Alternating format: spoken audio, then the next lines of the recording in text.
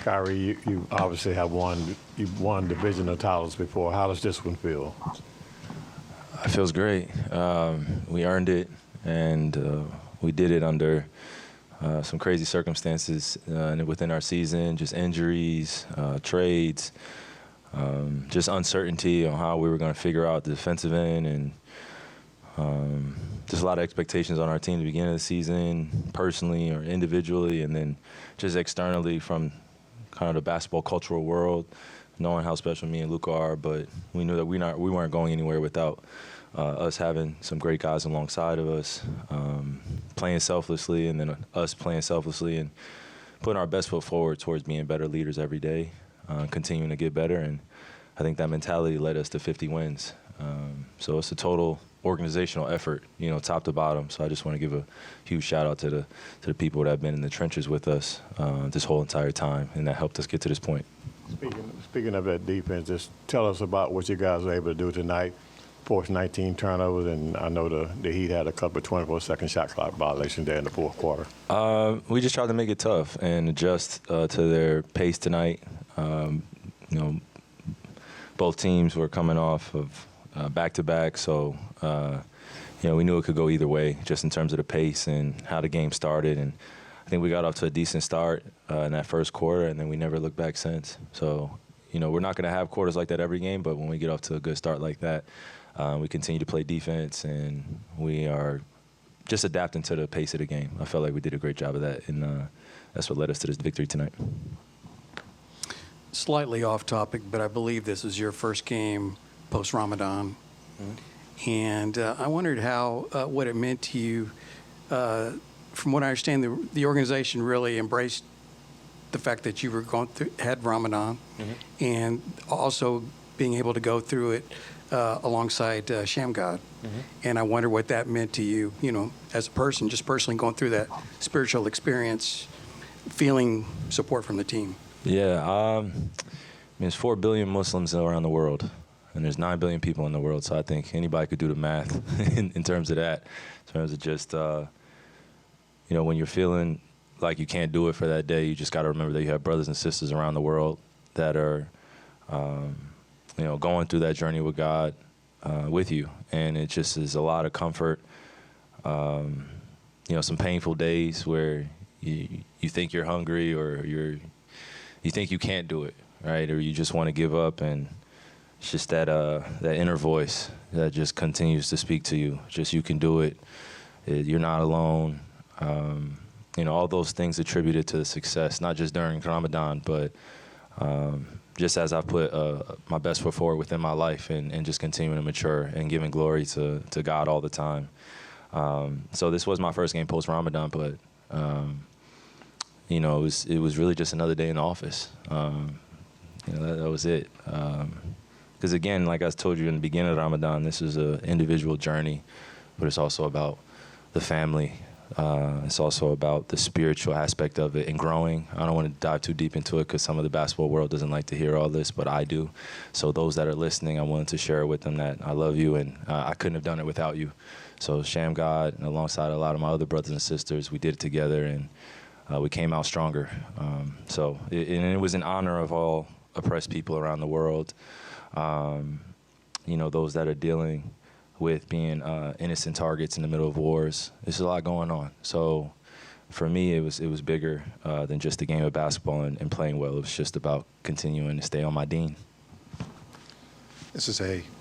Kyrie, this is a terrible segue because we're going from a real topic to a trivial one, but the organization obviously made a big statement with the T-shirts pregame for Luka. How important was that message, do you think? And why isn't your backcourt partner getting more love in that race? Man, it was a statement.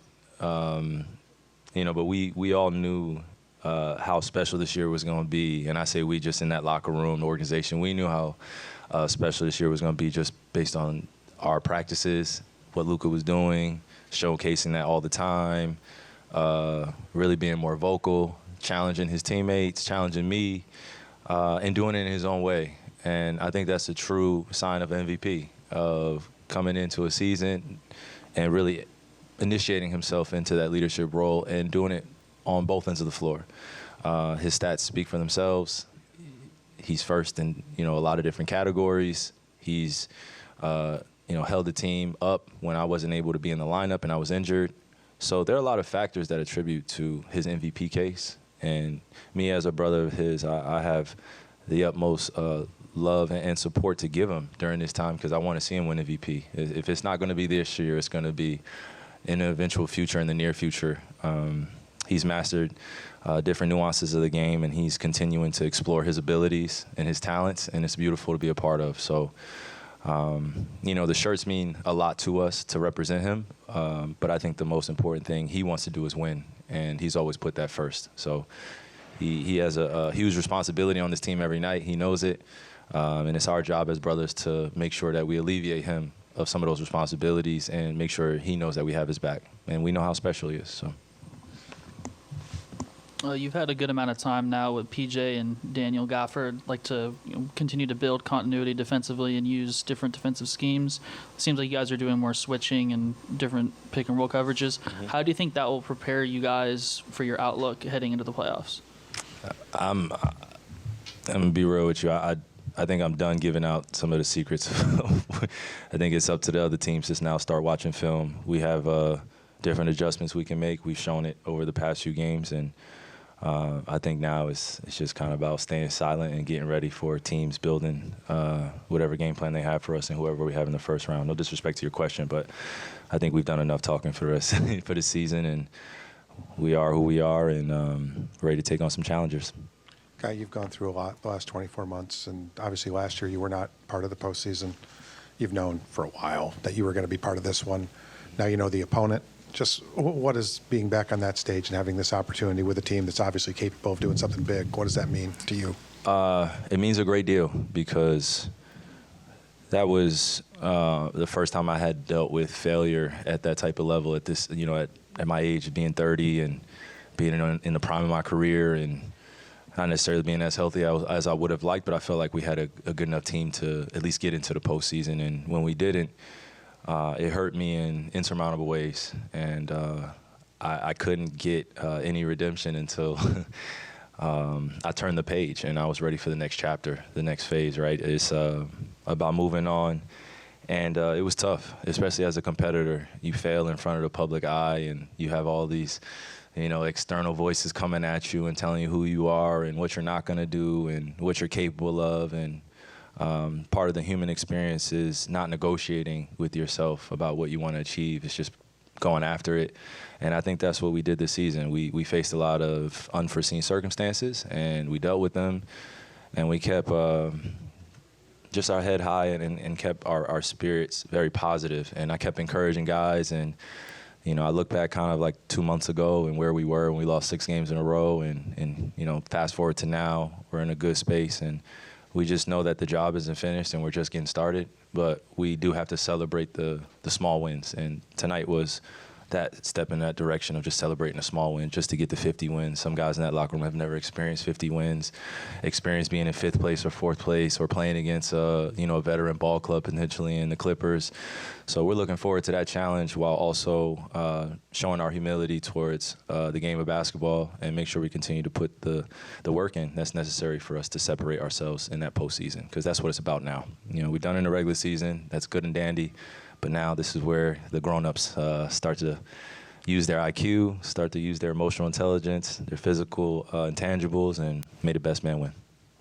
Kyrie, I'm not sure how you guys are going to handle these last 2 regular season games, but it's going to be 10 or 11 days before you play a meaningful game, game 1 against the Yes. Yes. Yes.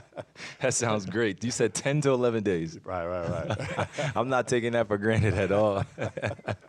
Yes, sir. So how do you stay mentally prepared to get ready for that game over a week from now? We create healthy challenges in practice for ourselves and show each other different looks and just be realistic with what this series is going to take to win. That's just the focus now, getting in as great a shape as you can in the next, kind of week and push yourself because, you're going to be in the high minutes value or played. That's me personally and some of the other guys in the locker room. We're going to need to play different roles. So just got to continue to work on our adaptation out there, and then our player-to-player adjustments and nonverbal communication, and we'll be okay.